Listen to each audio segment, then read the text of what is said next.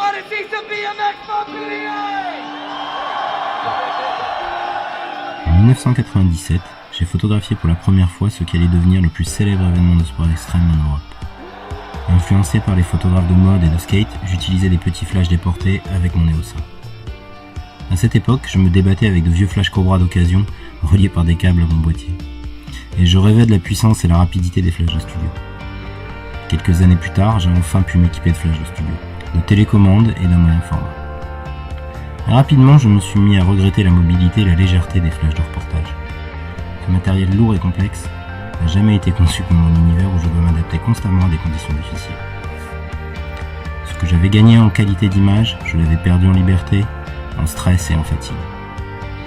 Nous voici presque 20 ans plus tard, pour la première fois grâce au tandem B1 et B2 et à la gamme de réflecteurs OCF, je peux désormais réaliser les images que j'ai en tête facilement.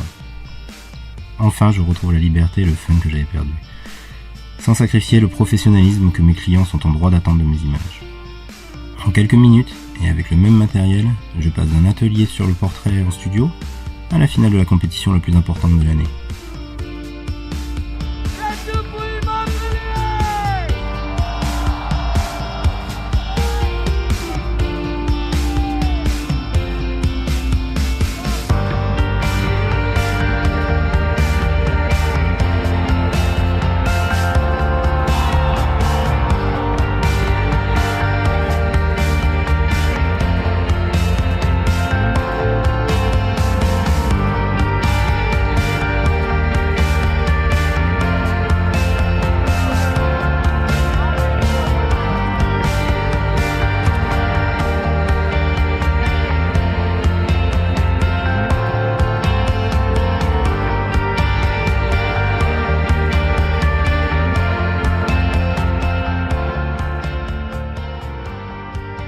Alors, quand la légende du BMX Mark Webb vous demande soudainement de faire une photo de mode pour un de ses sponsors pendant la finale avec le public en arrière-plan, il faut être prêt en quelques secondes.